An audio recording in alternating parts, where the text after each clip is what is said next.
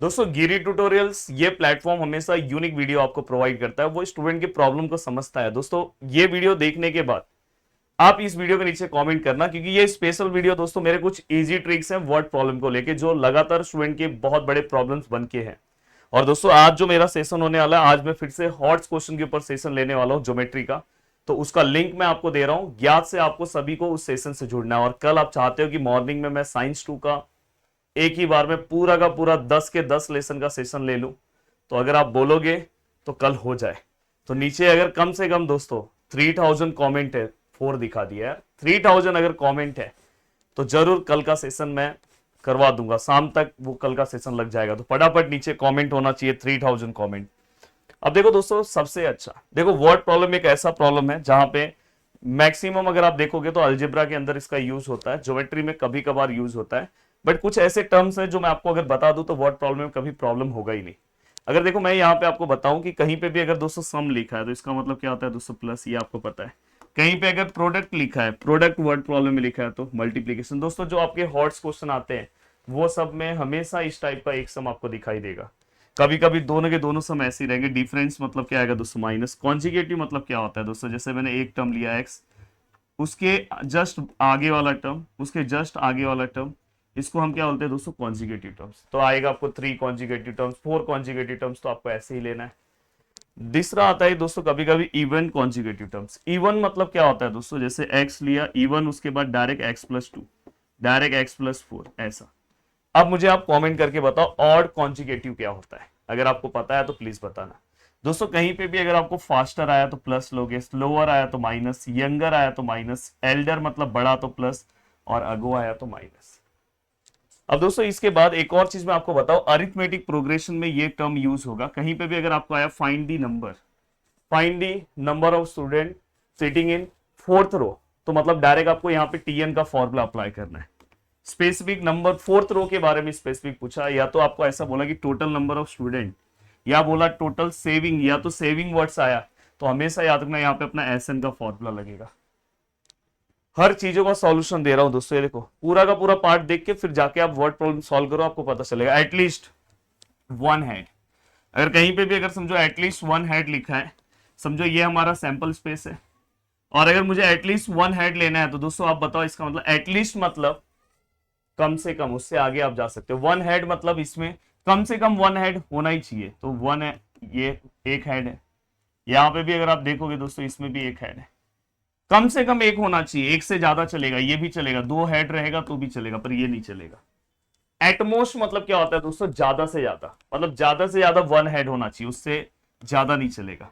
तो मतलब अगर नहीं रहेगा तो भी चलेगा, मतलब टी है, इसमें नहीं है, जीरो हेड है चलेगा, टी है चलेगा, एच है चलेगा, पर उससे ज्यादा नहीं चलेगा।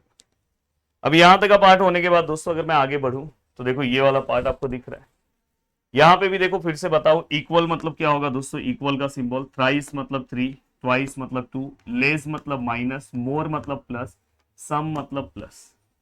सबसे ज्यादा इंपॉर्टेंट है हैंस मतलब भी दोस्तों प्लस होता है। अब बताओ, आपको इससे रिलेटेड एग्जांपल दिखाऊंगा, कहीं कहीं पे आपको ये फॉर्मूला यूज होगा, time distance upon speed. Reduce कहीं पे भी आया तो माइनस, स्क्वायर आया तो इस तरह से लेना है, क्यूब आया तो आप क्यूब वाला पार्ट लो। तो ये सब आपको पता होना चाहिए। साथ में दोस्तों देखो, अब ये होने के बाद, अब देखो मैंने कुछ एग्जांपल्स लिए, अब मैं अप्लाई कर रहा हूं कि जो मैंने आपको सिखाया है। देखो वर्ड प्रॉब्लम कैसे सॉल्व करते हैं, two numbers is differ by 5। मैं देखता हूं कि स्टूडेंट ना सबसे पहले डायरेक्ट सम सॉल्व करते, नहीं पहले पढ़ो, the sum of twice the smallest number and thrice the greatest number, या तो greater number is 19, find the number. तो सबसे पहले आपको क्या करना है दोस्तों, यहां पे अगर आप देखोगे दो नंबर है, तो लेट आप यहां पे स्मॉलेस्ट और यहां पे दोस्तों ग्रेटेस्ट, तो ग्रेटेस्ट को x ले लिया, स्मॉलेस्ट को y ले लिया। जब ग्रेटेस्ट और स्मॉलेस्ट आएगा तो हमेशा याद रखना उसको x और y लोगे।